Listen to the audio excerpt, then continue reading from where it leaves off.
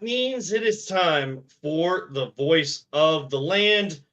Of course, here on the Big Play Network, Be On Air Podcast Network, partnered with LPV Productions, and we're brought to you by our friends over at Greeny Sports Cards, coming to you from our remote studios. Some light, some in the darkness, some like to live in the shadows. As you know, I cannot find my ring light here tonight, so we're just gonna have to do with what we got here tonight, and that's just how it has to be. But again, we want to thank Greeny Sports Cards for partnering with us. GreenySportsCars.com. That's where you can get all their information, where they're going to have shows. And Ryan, I know we have a great prize on the line right now. Oh yeah. Greenies has graciously provided us with a PSA 10 Prism Darius Garland rookie card, perfect condition. No purchase necessary. All you have to do is go onto our Twitter. It's our pinned tweet there, and then you can follow the directions, follow us, follow Greenies, like and just share. And then just, tag a person and you're entered to win this card. There's no purchase necessary, and it'll be about a month. We'll be telling everybody who won that contest live on the show. So it's really exciting, and it's really, really, really cool that Greenies provided that. We're really great. Absolutely. I'm allowed to enter, right? No, you're not. Oh, man. That's a sweet-looking card, man. Yeah, man. That's awesome. I ran contests before in this kind of format. We don't have official rules, but I'd really rather not get shut down because we did something we shouldn't do by a verbal thing. So, Jay, I know you want to. Oh, I'm just kidding. Just keep promoting it, all right? Just keep promoting it. And we'll get a winner. I am jealous whoever's going to win it, though. It's really sweet. So. Absolutely, and of course tonight we're going to be joined by one of the Cleveland Crunch players. They are off to a 5-1 start through the halfway point of the season. We will talk about why they have one loss in their loss record, but why last weekend was such a big weekend for our guest tonight. That is defender, second-year player Omar Najjar, Rookie of the Year, MLIS champion. He can call himself. He has one of the many championship rings that were handed out to the entire team. So we're going to talk to him about that, what it's like in his second year, and kind of how they've responded from the first loss in shootout overtime just 2 weeks ago. Whew, it is exciting stuff. If you have not gotten out to a game, I'm telling you, I've brought some family and friends that were just in town, unfortunately, for not great reasons, but they did get a chance to come to the games, and they absolutely loved them. They've never been to one before. Family-friendly atmosphere, great energy. Guys will sign autographs, win or lose after the game. Every player stays on the field. You walk right through one of the goals, and then you go right out to the field. You get your autographs, pictures. They'll talk to you. They'll play with the kids. So great. My nephew still brings it up every time I see him. He's like, that's really cool. When are we going to another game? When are we going to another game? That was sweet. I got to go. I wanted more autographs. I'm like, you need to take me to a game, man. Take you to a game. You take yourself. I haven't been to one yet. No, we need to go to the podcast. That's what we need to do. You got to get out to the game too, because I'm telling you, if you've never been, it is an experience. So theclevelandcrunch.com is where you can get your tickets, all general admission, and then if you get like early access, you can get up along the outside, like any seats along the glass where you can kind of bang on it, just like at a hockey game. You get early access where partners don't have, of course, their seats saved for them. But we always love promoting them and everything like that. So thank you so much to Greeny Sports Cards for allowing us to do this every single week and helping us do this every single week. And guys, I think we should just run through some of the headlines before we have our guest on at the bottom of the hour. We'll kind of be on with 10 minutes with Omar later and then wrap things up and get out about 8:45. And hopefully everybody's staying safe out there. I mean, like that's the main storyline right now. This weather, guys, I know it's Northeast Ohio. I know this was what we expected, but it's been a while since we've had a winter like this where you don't really get out of the deep freeze. Snow is not melting. I still haven't even taken my Christmas lights down yet because I haven't been able to. Snow? Yeah. It's ice. Everything's ice. It's ice. I'll take the snow back, man. I'm sick of the ice. I got a driveway with the hail on it. Dude, for 2 days, I took out my trash. And I literally just slid down the whole thing. I'm like, and we're going for a ride. Here we go. Like, it's been nightmarish around here. I hate the cold, dude. I can't stand it. That's why I go to vacation to Aruba now. Like, I hate the cold. It's the worst. Actually, I like the cold. I don't really like the snow and the ice, but I like the cold. I went hiking and camping this past weekend out in Pennsylvania, and got Oh yeah, I saw poured that. on. Were you sleeping in that little shed? I slept one night out there, yeah, and then I slept in a nice big You're cabin insane, the next man. night. It was awesome, dude. I made a steak. It was really cool. Yeah, but yeah, I You know I what went you to the should cabin do? because we got like 6 inches of snow on top of the ice out there. It was awful. So You know what you should do? You should bring cameras and you should be videoing yourself doing that. People, I watch them all the time on YouTube. These dudes that make these little huts, or they just go out and they say, "I'm staying the night in the middle of the wilderness," and it shows them yeah, cooking up their little dinner and stuff, and then how they're making a fire, just sitting there, dude, and they get millions of views, Ryan. I might Millions. one day. I don't. I just did it just to get away. I needed a mental health break, so I just didn't, get one with nature. I like hiking a lot. So I think It was at this good. point we can all use something like that. Oh, yeah. I mean, it's just Cabin fever is kicking in. yeah, yeah. Needed to go to Well, a cabin. you Yeah, know but what your fever- cabin was missing a wall, so it wasn't necessarily cabin fever. well, you guys know what fever isn't missing right now, or what fever is missing. That is the All-Star break fever. That is missing from the Cavaliers as they are up 41-15 over the Toronto Raptors, the lowly Poor Toronto Raptors. They're still, I'm seeing, I know, Jay, you have it on. My app is telling me 4:57 left in the first. I'm sure it's a little bit lower than that because the app takes a little while to Dude. update. This Guys, is a worse beatdown than Kendrick Lamar put on Drake recently. Holy moly. we'll get to that. We'll get to that. We'll get to everything before 8:30, before Omar Najjar of the Cleveland Crunch joins us here tonight. But let's start with the Cavs, and more so, it's not about. This is a game that they should take care of. Go to hopefully go to 44-10 before the All-Star break. Get some of these guys get their rest. Other guys going out to Oakland, San Francisco, to the Bay Area for the All-Star game. And yes, I know we would love everybody to get rest and recuperate, recover, coming down the stretch. But you also want your team represented on these big stages. And we'll have Donovan Mitchell, Darius Garland, Evan Mobley, and our head coach, Kenny Atkinson, plus the coaching staff there, a part of All-Star Weekend. And that is what you want to see, Cleveland being represented on some of the biggest stages. But the biggest story around them, DeAndre Hunter. The trade for DeAndre Hunter got a chance to play on Monday night for the first time. I know he had 5 fouls, but he was really active defensively. And you saw what that 16 Some of those were ticky-tack, too. For sure. You guys saw what that 16-0 start. I mean, there was a different – it just seemed like he rejuvenated what this team has been about in the past, and that is on the defensive end. That's where they get their bread and butter. If you can score the way that they can score, but you can get stops on the defensive end, boy, oh boy, games are going to look out of hand like they did early on this year. Ryan, DeAndre Hunter, I know it's just one guy, and we got rid of 2, and you don't want to see Karras go or George go. We really love those guys.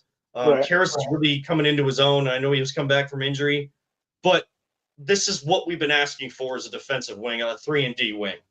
Yeah, I mean, and there was already a noticeable difference. Like seeing Hunter out there with Mobley. I mean, Hunter's active on that ball. He's trying to swat that ball every time. I feel like Jay said, 2 or 3 of those calls were ticky-tacky. I think he got ball for sure. But nonetheless, like what a defensive presence, and the fact that he drained a 3, he can stretch out. Like this is what we needed. Yeah, like you said, it's sad that Karras had to go, but it's necessary for the next involvement. Just like when JB had to be let go and Kenny Atkinson came in. I think this is just the next step, and I think this step honestly like put them right up there with Boston. I think that this is a championship caliber team right now, especially on defense. Jay, I mean, Hunter is it. Like we've been asking for this type of player for so many years. The only one we've had, since the turn of the century in 2000 was LeBron. LeBron James. Yeah, it was good. I mean, I was getting kind of sick of it listening to people tell me, we need a wing. Oh, guess what? You got your wing finally. The dude's young, very young.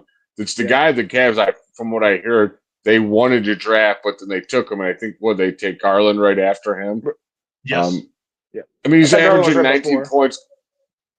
No, he was right after. After? Oh, sorry. Hunter was at 4 because Atlanta right, traded up, or at least it may have been the team that was at 4 that drafted Hunter, but like Atlanta had this deal in place for, you trade those draft rights in the middle of the NBA draft. That's what you see very often. So it was Hunter at 4. Garland at Garland 5, at 5. and at 24, Ty Jerome. You have 3 players from that draft now impacting this team.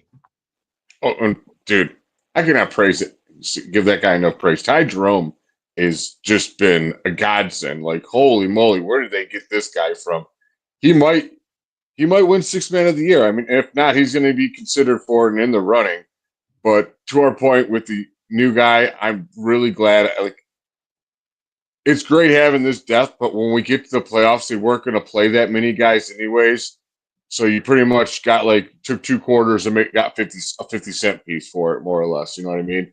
You upgraded, even though G-Wagon is a fan favorite and Karis LeVert is also a fan favorite and a local kid. Right. It's a business, and you had to do what you got to do. I don't even know if they make this move if they beat Boston last time they played them. But I think that was like the final straw. I think they were thinking about it. It was in place. And then they're like, man, we probably really do need to do this. This team is good enough to make a long run in the playoffs. Let's do this now. No more waiting. It's time to hit the all-in button. And I think that's what they did. Do you guys see him as a starter, or do you see him coming off the bench, especially in the playoffs with Hunter? Yeah, that's the big debate right now. And I don't know. I've heard from people like Wendy who say, like, keep Max Strus in the starting lineup. You want a guy that's already accustomed to his role coming off the bench. And to me, like, that's I know that he can start or he can come off the bench. Like, I feel like he's going to impact this team in the right way, either direction. But if I have to pick one, I would say I would love to have him come off the bench because that's, that changes the dynamic, that changes the energy. And, you have a guy like that playing defense like that in practice, that's going to raise up everybody else to do that. So the defense should be able to still start at a high intense level without him starting on the floor.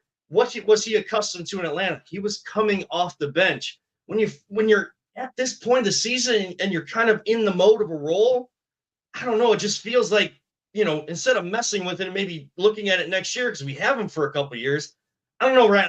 To me, I think like bringing him off the bench, if they decide to start him, I'm not going to be up in arms about it. Yeah, I'm just going to be happy with Kenny Atkinson is a great coach. He's proven it so far.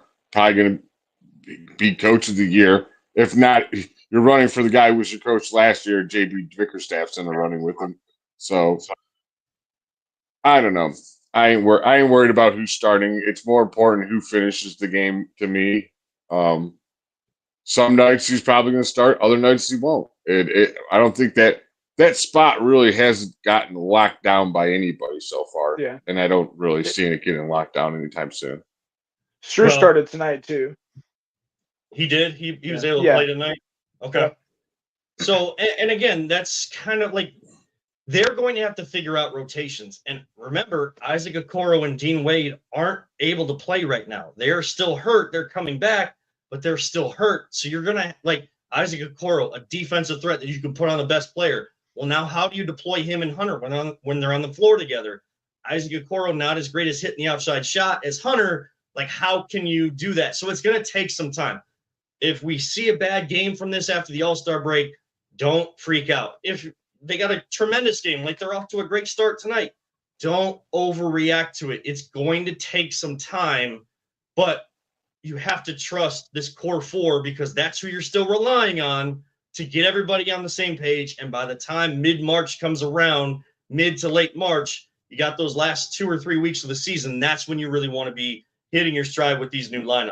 Before we touch base on, of course, the Browns and the Super Bowl, do want to, of course, thank again Greeny Sports Cards. Did you guys see that the dates for the big show in Independence that Jay, you and I got to be a part of last year? We did a baseball symposium up on the stage and then did the show from there last year.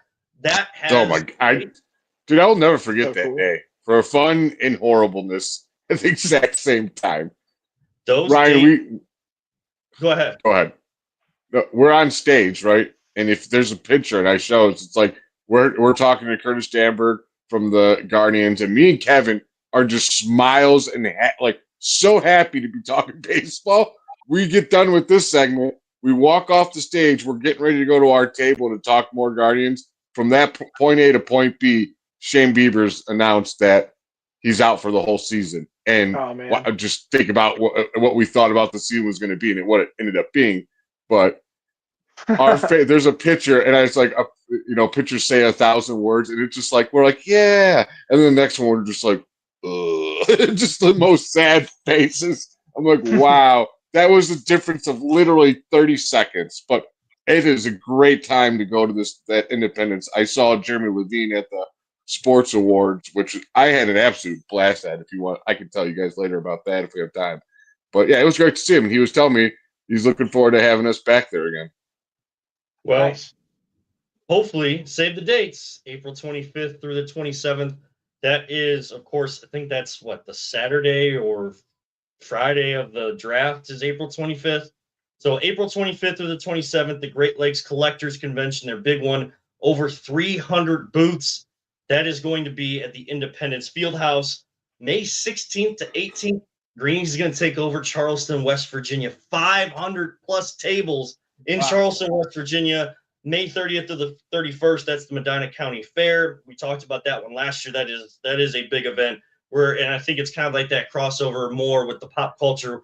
When they dip into that, you guys can always call 330-486-5159. Reach out to them at greenysportscars.com. Get all the details. They are always live every Tuesday. We try to share it as best as we can. 7 o'clock, they always have like eBay auctions and showing different memorabilia. They had a couple great guests over the last couple weeks too. So make sure to check out our friends over at Greeny Sports Cars. They're going to take care of you. And go over to Twitter at VTL_pod. Get all the details on the contest to win a Darius Garland rookie card. Before we get into the Browns, guys, the Super Bowl, just overall thoughts. Philly wins 40-22, and it really wasn't that close. More of the conversations, I think, ended up being about the halftime show and the commercials and things like that. Jay, just thoughts on the game, and where did you come out on the halftime show? Because it seemed to be a very polarizing conversation one. I didn't expect it to be based on just what I saw. I'm actually glad it's not the same old pop, like radio stuff. It was a real artist. The dude is a great artist. I don't really listen to him. I listen to mostly old school rap when it comes to rap, but I also know he's extremely talented and probably the best out there right now. And frankly, I can't stand Drake, so if you're going to diss Drake at the Super Bowl, I'm all for it, to be honest with you. As for the game, that sucked. It was boring. Did I care who won? No, not whatsoever. I won my $5 bet with my dad as a friendly bet. The winner's got to buy a $5 lottery ticket. So it's not like it's like you possibly could win a bunch, you know what I mean? But yeah, the game sucked, dude. I just wanted a close game, maybe going back and forth. Like I said, I didn't care who won. Gave two craps. I love Saquon. There's players I love Travis Kelce, Kareem Hunt. Maybe not so Mahomes knows so much, but that's just I'm sick of Mahomes. But yeah, the game was boring, dude. I didn't even watch the second half. I watched for the first drive of Kansas City. I'm like, I want to see if they can do anything. They couldn't. I'm like, they're just getting absolutely destroyed at the line of scrimmage. And when you're losing at the line of scrimmage, most likely you're going to lose the game. I mean, I did enjoy the commercials. The halftime show, I'm a big Kendrick fan. Like, I love Kendrick. I knew all the stuff. I know not everybody did. And people said, well, one criticism was he should have played the hits. I get that. He should have kind of crossed over more albums than just his latest stuff. I did love all of the Easter eggs. Like there was I don't know if you guys saw like the square, X, circle, like the PlayStation controller buttons. Do you guys know why he did that? Yeah, he put Serena in the X. Yeah, you could say Drake is living in Kendrick's head, but Kendrick just continues to demolish him, so it's okay. Drake is signed by Sony, which owns PlayStation, so there was a subtle jab at him. There were some other subtle little jabs, and of course he played Not Like Us, which is, and looked right at the camera, has the perfect meme out there right now.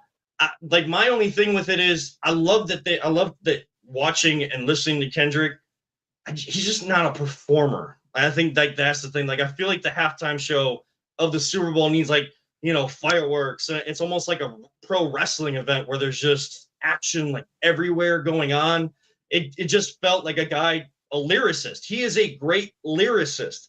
I wouldn't say he's a great performer. Some other Kendrick fans would probably debate me on that. Totally fine. I had no issue with it. I know the older demographic didn't like it. I know that. But look, You can't just do the same old thing. Now let's see if we can find someone that's going to, I know we don't really have a Michael Jackson or a Prince or anything like that, but those are the performers you're saying. When you hear great music recorded, they go live and it still sounds great, but there's so much else going on that catches your attention. I think that's what the halftime show needed. We kept watching the game, Jay, because we were watching the commercials, but we basically just fast forward. This is the first time ever I've used the Super Bowl is the one time a year we use YouTube TV to fast forward through game action in a sporting event to get to the commercials and not the reverse. Ryan, your thoughts on kind of what we saw this past Sunday? Yeah, I'm just a mix of both of you. I was just not interested in the game whatsoever. I mean, I have friends who are Philly fans, and they can be really insufferable, and they are right now, which, I mean, they're allowed to be, but nonetheless, like, Philly fans are loud, and that sucks when you're friends with them. So, and then the Chiefs just winning 3 in a row kind of just, I didn't want to hear that anymore as well. So I didn't really care. Yeah, the performance, it was great. I liked it. I like Kendrick just like Kevin, and I agree. He's not really a performer. I would agree that there needs to be some sort of showmanship on the stage, some acrobatic stuff, I believe. Yeah, I really didn't really care. I was just watching. Like, Are Philly fans the worst fans? I mean, Steelers, Ravens, Philly, yeah. Dallas. I mean, let's take our bias out of the Steelers and the Ravens. Like, I think the Philly fans might be the worst. Dude, their teams win championships and they destroy their city. Like, that just makes no sense. It's idiotic behavior. Like, they're the only city I know that does that. And you guys, here, you want a hot take? You want to know what I think is a dumb fan base? The Buffalo Bills fan base. I think they're morons. I'm sorry. I can't stand them. Everyone's like, oh, I love Buffalo. I'm like, dude, first off, you have a dude that voluntarily lets a whole bunch of people squirt ketchup and mustard all over him before the game. Like, why would you do that? That is so gross. And then you voluntarily let people slam you through tables. You're letting people do this to you for entertainment. What the hell is wrong with you people? Like, that's what's fun to you? Like, Kevin, I'm kind of bored. Let's go get a table and you cut it down, and then slam me through it. Like, nah, I'm good. Yeah. Ain't no one's unless I'm getting paid and I'm a wrestler, and no one's slamming me through tables, dude. So I don't take issue with the Bills fans. Like, I don't dislike them, but when I see all those videos, let me just describe. I don't just hate them. I just think they're morons. Like, I don't like the Philly fans. I think they're just messed up people, dude. And those are the moments when I know, like, I am getting wiser as I get older and becoming a dad. Like, what is the point of getting that drunk that you want to go through a table when you're not trained to do so? You're not taking an actual bump because you're falling on your arm, your ribs, or anything like that. When people go through tables in WWE, it is on their back and it is supposed to break just like that. Now, does it still hurt? Absolutely, but they are trained to do that. They build up their bodies to take hits like that, to take bumps, as they say in the industry, like that. Yeah, I don't really understand. Just one last thing on Kendrick, and then we'll get into the Browns before Omar comes on. And we thank you guys all for tuning in tonight. When we say lyricist, like, this is a dude in the new age of rap that is keeping with what people are missing. Now, new age rap, I don't really listen to it. Like, it's great synthetic drum beats and stuff behind there. So, like, I might just have it on the background because I like the rhythm behind it, but they're not saying anything. They're just repeating the same thing over and over again. Why do people love Snoop Dogg, Dre, Eminem, Kendrick?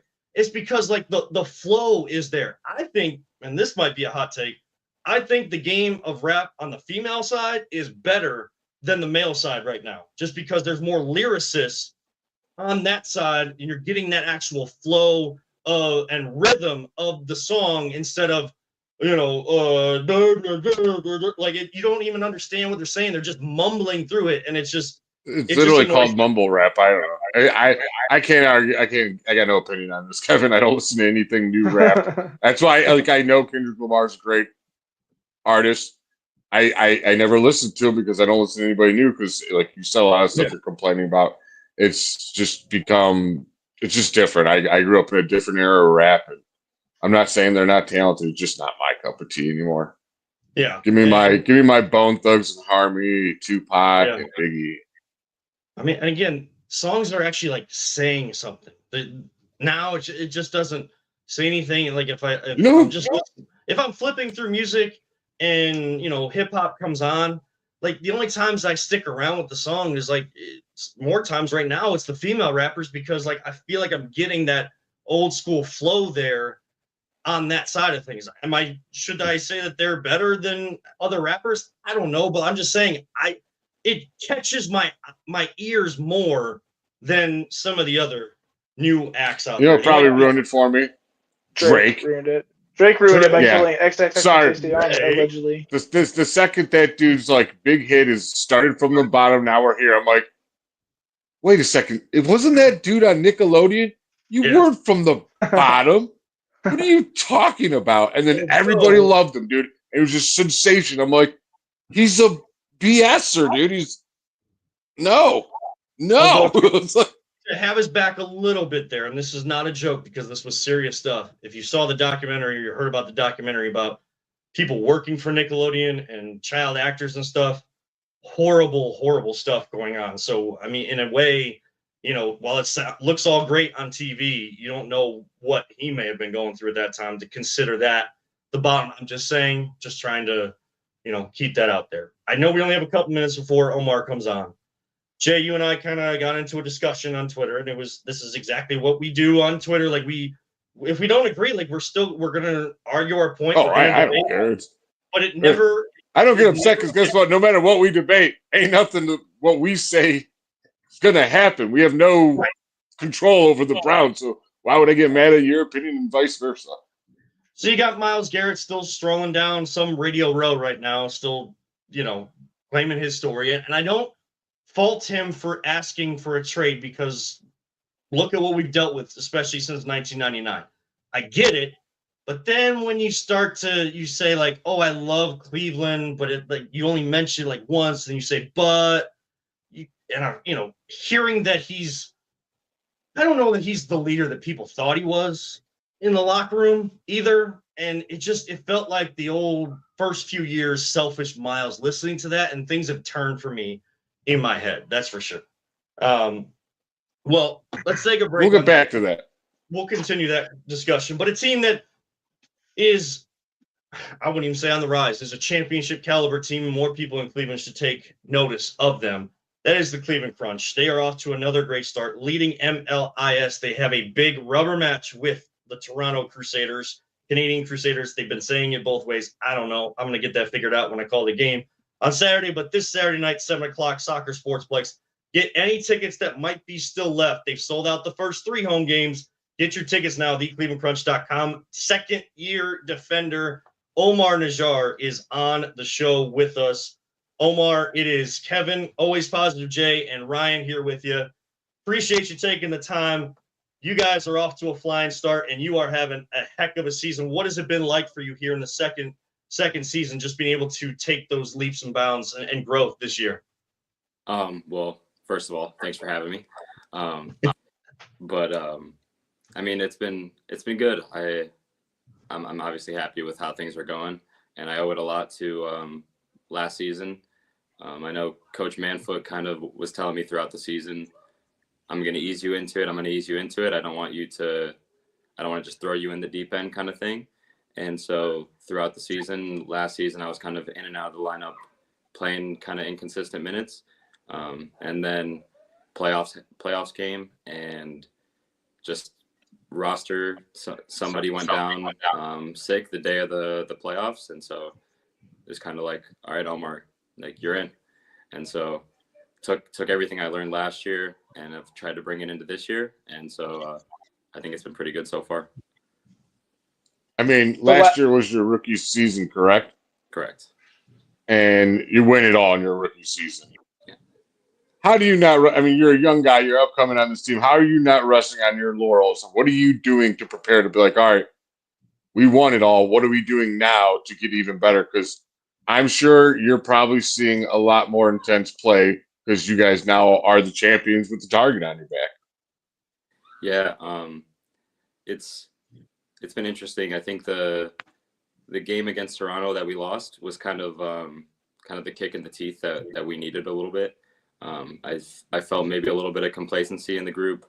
Not even, it's just kind of natural, you know.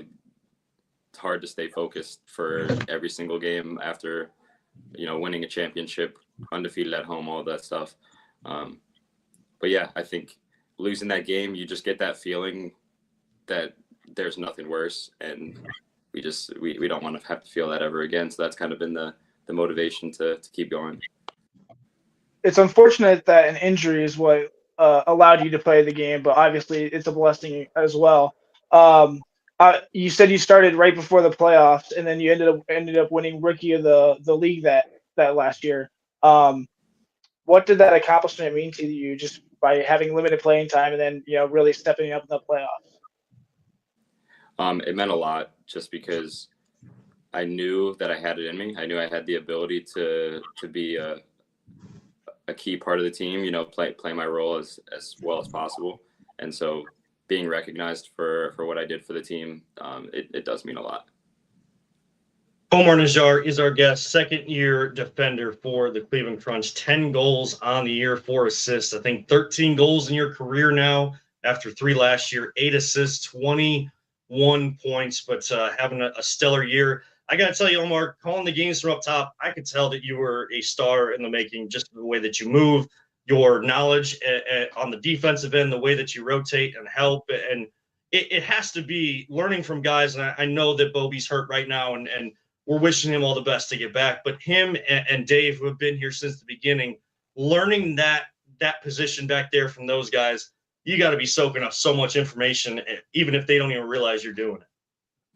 Yeah, absolutely. And it's funny, they'd probably say they were sick of me by the end of last year, the amount of questions and just, I'm always texting them, you know, asking for feedback and stuff like that. And yeah, they've been awesome. You can't learn from a better group. Not only the way that they play, but the way they carry themselves, the professionalism, like the work rate, the heart that they play with. It's awesome. And yeah, they're the kind of players that when you're on their team, you're ready to run through a wall for them, because you know they would do it for you. So. What's been the most impressive part of the team's performance so far this season, and how do you think it can continue to build on that success? Just no complacency is the key, really. Again, the loss against Toronto was tough. We bounced back and we beat them at their place, and we just have to build off of that. I think last week in Toronto showed the character of the team, that when things are rough, we'll be able to bounce back and just understand that we're not untouchable. You know, every team is competitive in this league, especially, you know, you get towards the playoffs. It's only quality teams left. So you have to be at the top of your game every time you step out there.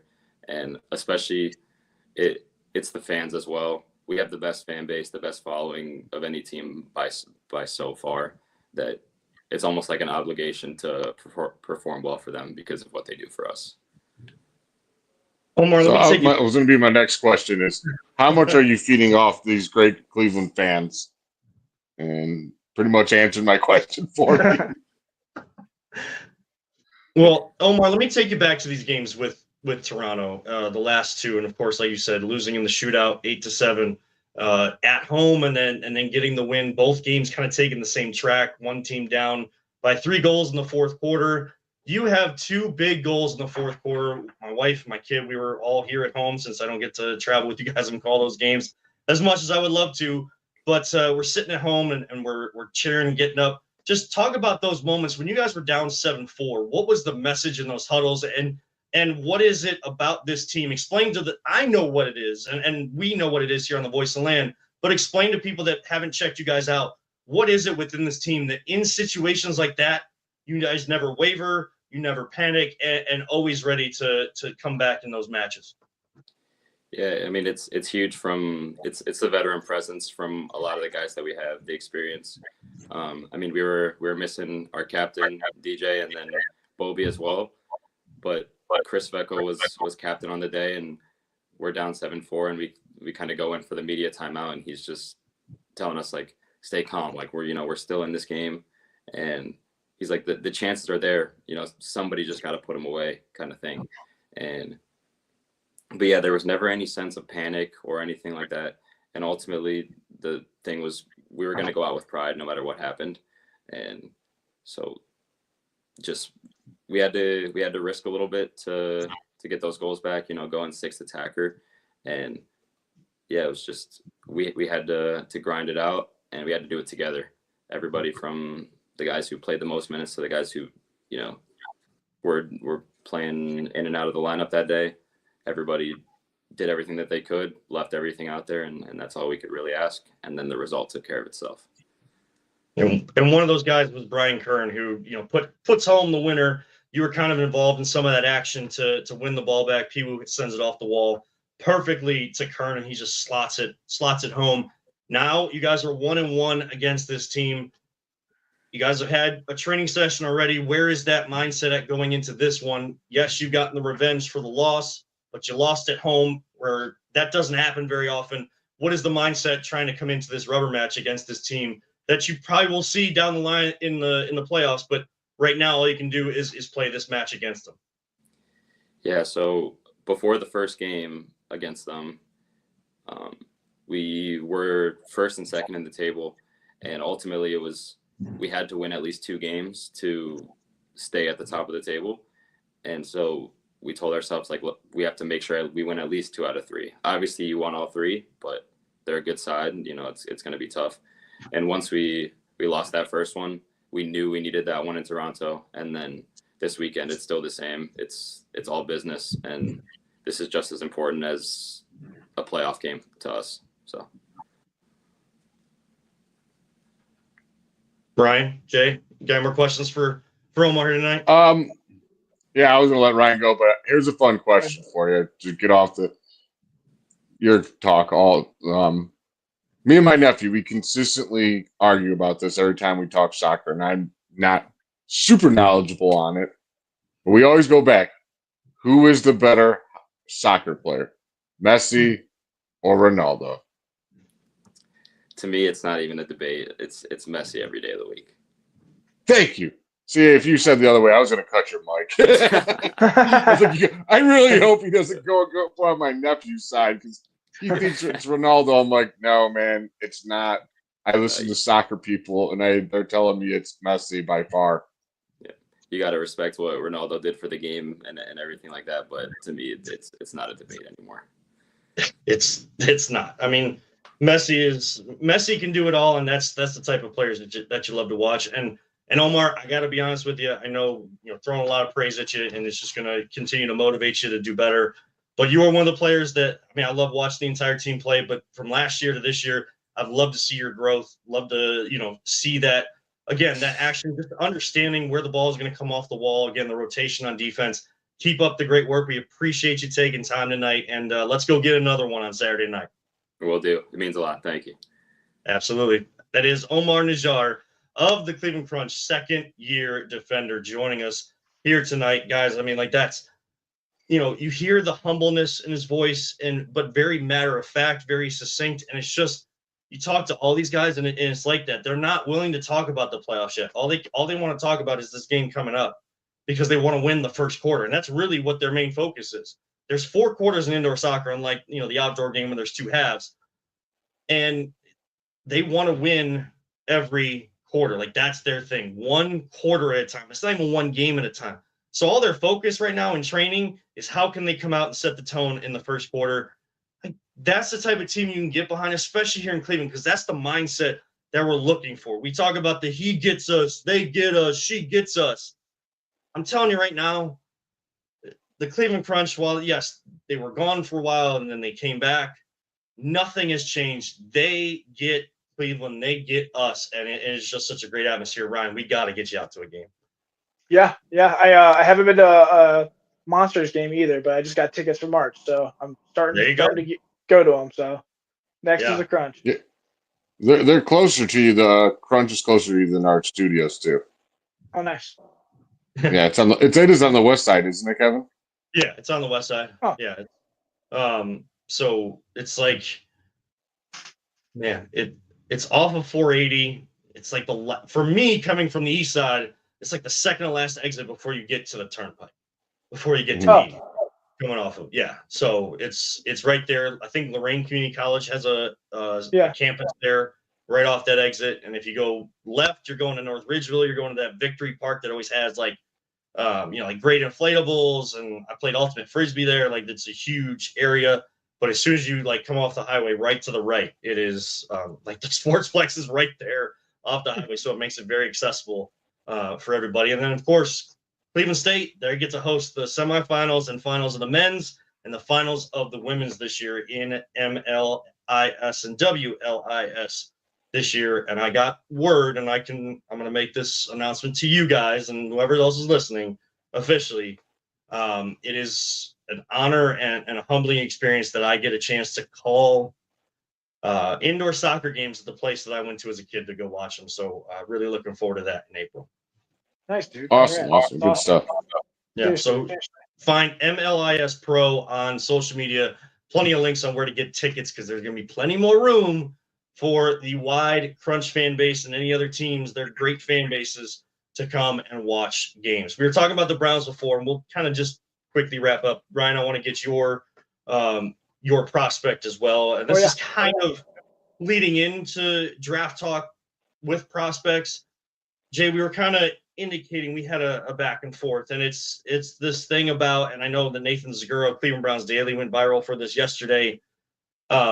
This notion of, and yeah, you shouldn't read too much into mock drafts just yet, because people haven't gone to the combine, free agency. There's more NFL conversations to be had now that the season's done. But I know there's a lot of needs on this team, but there's one big need. And until you start with that, getting all the other positions, we've had all pro talent all over the field. What has it gotten us? 2 playoff appearances? Not much, right? So I'm just in the camp of quarterbacks have to be the main priority this offseason, and then see what else you can do, because you have plenty of picks in this draft. There's plenty of talent. There's plenty of positions that are very deep. Like, people want Abdul Carter at number 2. I don't see as big of a drop-off between him and like the Ohio State guys, some other edge players, as you see between Cam Ward, Shadur Sanders being the top 2 quarterbacks, then to the next set. Like, that drop-off is not the same. Right. See, but in a bad quarterback my point class, is, go ahead. In a bad quarterback class, that doesn't – you go. I'm a sayer. All right. My whole point is, I don't know. I have no idea. Honestly, Kevin, you don't know, probably. Like, none of us really know. None of us have watched all their games. So, like, I'm not going to sit there and be like, oh, we have to take this guy. He's the number 2 quarter. Like, if they truly don't think he is, or they're like, all right, we like Shadir a lot, we're not sold on Cam, or vice versa, and the other team takes their team, I don't want them to force the pick just because of a position. If they truly do not believe in him, do I think they should draft one in this draft? Absolutely, they need to draft one. They need to sign a veteran. But if they draft one and they believe like either one of them are good enough, cool, that's awesome, great, take them. I'm for it, whatever. I am not a professional evaluator of players, dude. I haven't watched a single game Cam Ward's played in. I have not watched a single Shadir Sanders game. So I'm not going to sit there and pound the tables for guys I have no clue about. But they do. And it's up to them. If they believe it, then they take them. And if they don't, then don't take them. Don't force it. I just don't want them to force it just because it's a position. I 100% agree with Jay. I watch Shadur Sanders and Colorado just because, like, sometimes like the drama around the screen, and I know people are scared of him because of his dad. Guys, I'm like really trying to pull myself back because I'm starting to like Shadur Sanders. Yeah, I mean, I feel like that's the narrative around Cleveland anyway. I think that's the narrative around Cleveland anyway, is that I feel like it's going to be Shadur. I don't think it should be. I think, I agree. Yeah, it all starts with quarterback. That doesn't mean we need to reach for one that is not deserving of the pick. I mean, a lot of the experts right now are saying there are 15 to 18 true first round picks in this draft, and we're going to reach for a guy that's not a true one at second overall. I just, I would love to trade back. I would love to find another position of need and kick the can down the road. And that sounds dumb, but I mean, the realization is it's better than just like, hey, maybe this guy will be good. Maybe, hopefully, let's just throw him to the fire. I don't. Kevin, you won't kick a can down the road, will you? No. No. See, I'll find a him. veteran. I'll find Daniel Jones. I don't think Daniel Jones is great, but I'll find somebody who I can try to, Sam Darnold for a year, just like, what happened with Minnesota, and hopefully it'll work out. And, the 26th class has some great quarterbacks coming out, at least, 3 or 4 pretty decent ones and one household name. I don't think that reaching for one now is the move. I think we could just find a stellar offensive lineman, go grab Mason Graham and put him next to Mike Hall, and we have an unstoppable defensive line in the middle. I don't know. Here's where I will, and this is how you have sports conversations, people. You don't always have to agree. And when you're done talking, and I'm not trying to get these guys to agree with me. If they end up doing that, okay, but we're having a real conversation. I don't need to yell. I don't need to do any of that. The reason why I'm on the other side of this is I hear people say, well, next year's class, Arch Manning probably not going to be a part of that. And who knows what pick you're going to have. And I know that if you trade Miles, then you're going to have more capital, but it takes 2 to tango. So even if you have the capital to trade up, will those teams that are in those positions be willing to trade with you? Like you have an opportunity right now with the number 2 pick, whether that's you pick someone there or you utilize it to somehow come out of this draft, the first 2 days especially, with a quarterback that you really like. That is what has to happen. Jay, I know you're saying that they still need to pick a quarterback. Totally agree, whether it's at 2 or somewhere else. There are people literally saying they should not draft a quarterback this year. That's stupid. That's crazy. I'm sorry. That's just dumb. Wait until next year and do the veteran route and stuff. Well, the veteran is the Band-Aid. And where is the future? Where is the hope? And yeah, it sucks to say okay, well, if we think that Shedeur and Cam aren't really that good and they take one of them and people are saying, well, they reached for them, then they shouldn't have grabbed them. I mean, they're going to pick them. If they pick them, that's because they like them and they did all the research. That's what I'm asking this team to do. Andrew Berry, Kevin Stefanski, your asses are on the line. I have no confidence in it, though. I understand, and that's totally fair. This is why I'm saying you haven't been in this position.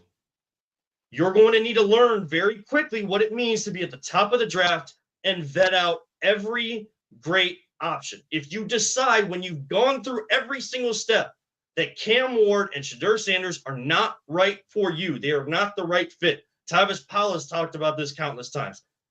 You can have a talented player, but if you don't get them in the right fit, it's not going to work. And then you hear down the line, like Baker Mayfield, oh, someone's unlocked what Baker can do. Was he in the right position beforehand? Players like that. Tavis has said that many times. But you have to put a lot of your energy and effort to figure out if these guys can play or not. I know that mock drafts don't really matter right now, but these guys are not going lower than 6 in mock drafts. They are not lower than number 15 in big boards from it's because they're quarterbacks, dude. Everyone, they get pushed up no matter what. Right Even if one or two will always go up top because they are quarterbacks. There's 4 scenarios that's going to happen. Could happen. Let's say you take one at 2, and he's either really good and you look really smart, or he sucks. Or you don't take one at 2 and he doesn't look good and you look really smart, or he's really good and you look really crappy. There's literally 4 scenarios that could pretty much happen with this, and they have to pick the right one. They can't get it wrong. That's all I care about is be 100% on whatever the hell you're doing. Don't be flipping coins beforehand, because you don't know what you want to do. Be sure. Know what your game plan is. Know that, study these players as best you can. and please get some football guys to tell you who's better or not better. Like, none of this analytics stuff anymore. It's driving me nuts. But they have to get it right or they're fired. They're done. And That's a lot the of people bottom are comparing Shadur to, the Jaden Daniels situation with Washington, but they're not the same quarterback. So, I mean, No it's one's hard. the same. No. Well, a lot of people are like, well, in general, like, oh, this, Jaden Daniels was a guy who stepped up, went to a different college, stepped up again, but won the Heisman, and then, got drafted second overall, thinking he's not the consensus first overall with Caleb Williams, and then, took his team all the way to the, deep in the playoffs. I hear a lot of people talking Shadur could be the next Jaden Daniels. I don't know if that's in play, which I think is ridiculous, or in just spirit of like turning a team around. But nonetheless, I don't see the comparison. It is In dangerous. fairness, go ahead. It's dangerous to say you want to quarterback it too, because the last 2 years the guy that's gone to has been so successful. It's dangerous to use that as your backup. For me, it's coincidentally that we are at number 2. And people like to compare this quarterback class to the one with Kenny Pickett. Kenny Pickett wasn't mocked in the top 10 and went much lower in the first round, being the first quarterback taken. And there was, there was a big gap to the next group. And there's probably going to be a big gap between Cam Ward, Shadur Sanders, and the next group. But these two guys, and yes, you can put experts in quotes because nobody knows. And we're not saying that we know. But the people that study this more than I do, way more than I do, and are paid to do this, all have them in like the top 5. And I know that they get pushed up because they're a quarterback. But also the talent level and things like that. If someone is mocking Shadur Sanders to the Raiders and saying like this is like Tom Brady, he's the right quarterback for a guy like Tom Brady that's so involved as the owner now and wants to get that franchise back on track. Like he's good enough for Tom Brady. He's good enough for Tom Brady. Like why is he not good enough for us? Like why are people scared to at least talk about them being a part of this team? That's where I lose my mind. Is like people just we can't get this wrong. Like let's push it to next year. Let's just kick, like as you guys said, let's kick the can down the road. No, because if you don't pick them and they're good, you look like crap. If you do pick them and they don't look good, either direction, you're still picking in the top of the draft and having to do it again next year. You have to continue to, as Zagura said on Cleveland Browns Daily, you have to try until you get it right, because you will not win in this league. And this is his direct quote. You will not win in the NFL without a quarterback. You have to find. And how often do rookie quarterbacks come in and make you win? Let's just keep on adding names onto the back of the jersey. Is an anomaly, dude. It doesn't happen very often. Most of the time, it's going to take them a couple of years. These guys are more prepared now for the NFL than they ever been. And especially with going through the NIL, all of this, they're more prepared as a rookie now. Again, if this team. If this organization doesn't like either one of them and they have done the work that they need to do and they don't just stick something up their butt and think that they're smarter than everybody else, like if they actually do the work, the football work on these guys and they don't like them, that's one thing. But the reason why we don't trust them is because we haven't seen them do the work. That's what I'm asking them to do. Figure out if Cam Ward and Shadur Sanders are capable of playing here, because guess what? There are 2 top quarterback options in this first round. You have the number 2 pick. And again, it's not because of the last 2 drafts the number 2 pick has worked out. It's because if Tennessee takes one of them or doesn't take either of them, you are in position to at least draft one of them if you really like them. But if you get nervous and you second guess yourself and you want to think that you're smarter than everybody else, that's when we run into trouble. And again, we're doing this all over again. The groundhog comes out every February 2nd and either says there's 6 more weeks of winter. See, you're assuming you're doing this again. Let's say they sign Kirk Cousins and he's good because he bounces back from after Aaron Rodgers. a year of an Achilles tear, or Aaron Rodgers and he bounces back. It's like every scenario is different. They could suck or I don't think Aaron Rodgers. I have hope that Kirk Cousins actually can. that dude do for 500 yards in the game last year? He possibly had. I'm just saying, let's say he comes in and you draft the defensive end and you book him with Myles Garrett. Myles Garrett stays, and now you have a defensive line that looks somewhat like the Eagles. That is what beat that. How do you beat elite quarterbacks? Because there's only like 3, and you're most likely Shedeur Sanders is not going to be better than Allen, Mahomes, or Lamar Jackson. Most likely won't. So I think you have to wait until there's a generational talent to take that quarterback that high. That's just my opinion. Position to do that. You are just banking on we're going to get in position to do that. That's the problem. That's why. And you're just banking that Shedeur Sanders is going to come in and be the savior. We're all banking on hearsays, dude. I can't predict the future. You have to try. That's a quarterback, the most important position. Again, if you think he can be, if you don't, you can't take him. And that's my point. But you can't just say, like, we got to get everything else and we got to beat these quarterbacks by beefing up our defensive line and offensive line. Like, there's other ways to do that, and there's other picks in this draft. Everybody thinks that, like, number 2 is all we have. That's not all we have. And there are positions that are deep here. It is on this front office to do their homework and make sure they don't just get their first-round pick right. It's about getting your second, third, fourth-round picks right, and that's why other teams are so good year in and year out. And if you bring Aaron Rodgers in here, you are bringing another cancer like Deshaun Watson into this locker room, and you're going to implode everything. Nearly 4,000 yards, 28 touchdowns. The last Browns quarterback to do that is 1980, Brian Sipe. I'll take Aaron Rodgers even after an Achilles injury. I'll take that every day. Years, you cannot bring that guy in this locker room. I would take him every day. Let him smoke whatever he wants to smoke, see whatever visions he wants to see, go away, get off of Pat McAfee. I don't want to see you ever again, Aaron Rodgers. I want to see him in a Browns uniform.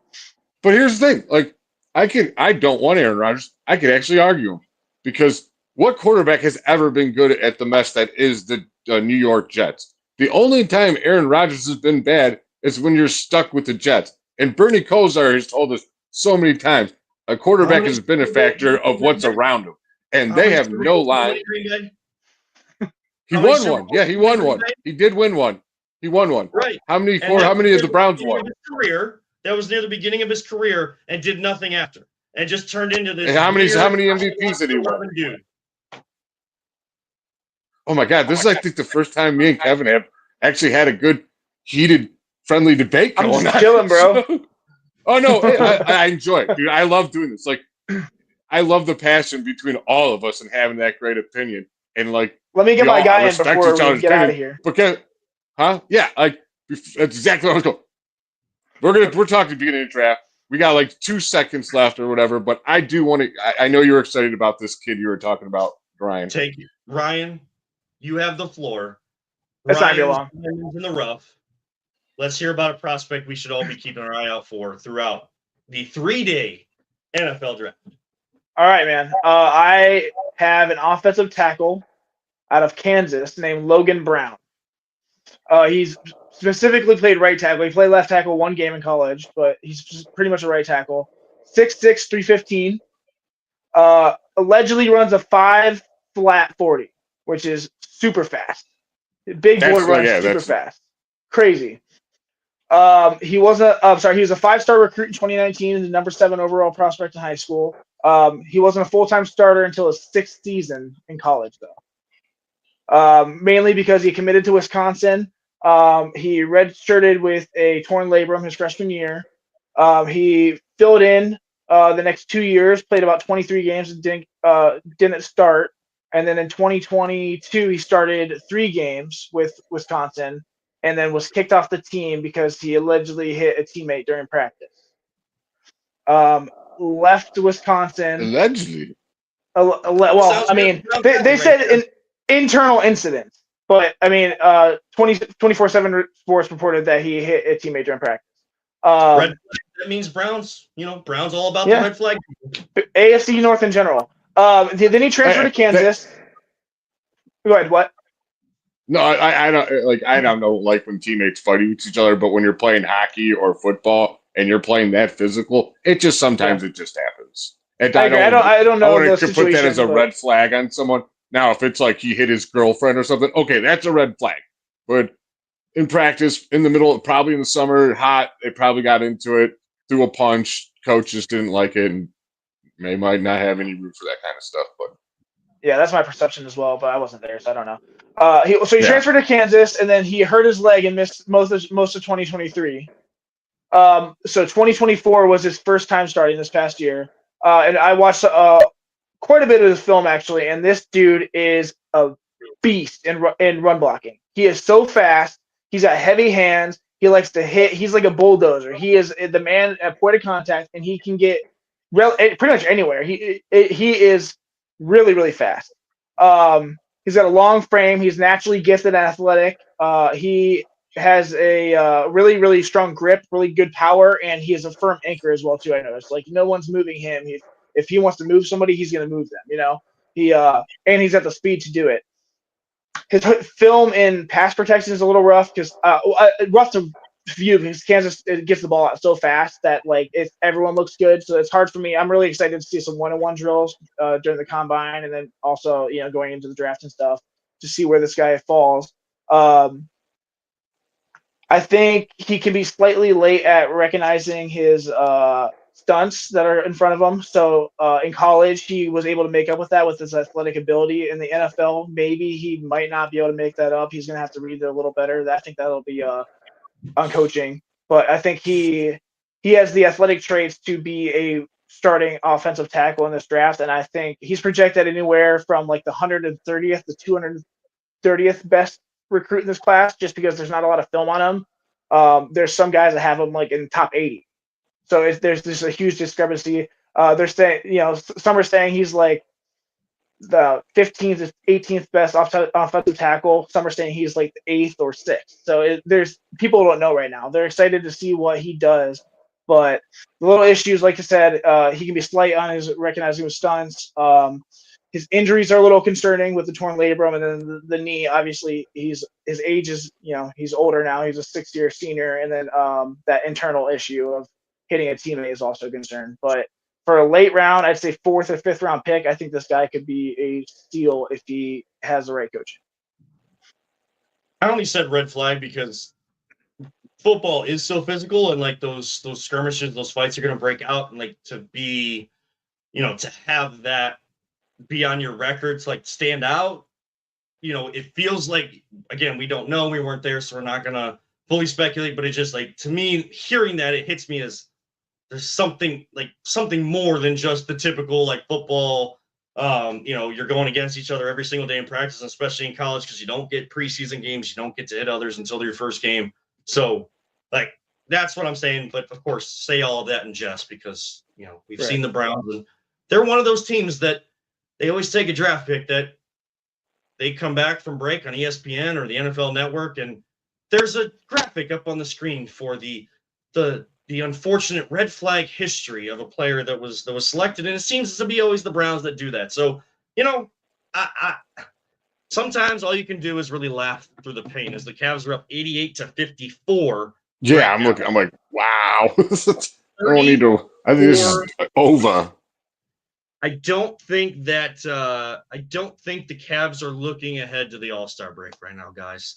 No, I think they want to go in the All-Star break with a win. Right. Looking good for 44-10, guys. 44-10. So as much as all of these Brown stories are always going to take the headlines, right here in the Voice of the Land, we're going to focus on what matters and the teams that are doing well. And that's the Cavs. That's the Cleveland Crunch. We thank Omar Najjar for joining us, and we thank the Crunch organization for getting us set up with him. Game time, 7 o'clock this Saturday at the Soccer Sportsplex in North Olmsted, Ohio. Tickets at theclevelandcrunch.com. And, of course, our great friends with Greenies. They have all of their big shows already scheduled out. You can go on social media, see all of that. They're live every Tuesday night, greeniesportscars.com. They always have shows at the Kirtland Senior Center. Those are always big, from 9 to 2 p.m. on a Saturday each month. And, I mean, those things are packed from 9 all the way until 2. So get on out, especially since trading cards and all of that kind of stuff is still big. And I feel like it's even making like a bigger comeback to high relevancy. I mean, look, the WWE is even using their Topps trading cards as their like match graphics. You always see like the matchup and the person versus the other, and those pictures up on the stage with UFC. Like they're using the trading card picture of these superstars as their thing. So trading cards and memorabilia all over the place, and the right people to figure out and help you understand all of this. That's Greeny Sports Cards, everybody. GreenySportsCards.com. Reach out to our friends over there. We thank them so much. I want to thank, of course, Ryan Mosser, Always Positive Jay, for another great episode. And when things get heated, it's not because we want clicks and likes and if more people join, great, but that's not what we're here for. It's all because we are all passionate as Cleveland sports fans. And I remind all of you sports fans all the time, don't let anyone ever tell you it's just a game. We truly love you all, 3,000. Don't talk about it, be about it. Is it football season yet? No, it's still basketball season with baseball on the horizon. So keep an eye out on all of that. And, of course, celebrate this great Cavaliers team and get ready for a great young Guardians team and get out and see the Cleveland Crunch. Please, please support them. Peter Tellett, for all the great work you do behind the scenes, we can't thank you enough. And everything you do to produce the Crunch games as well is the best in the business. We have the best fans. We also have the best production, and it is all because of Peter Tellett, his team, Jim Wagner, and all of our great camera crew and all of that. So I thank them so much. For everybody here, tune in every single Wednesday night at 8 o'clock for The Voice of the Land on the Big Play Network, Be On Air Podcast Network. Until next time, have a great night, everybody.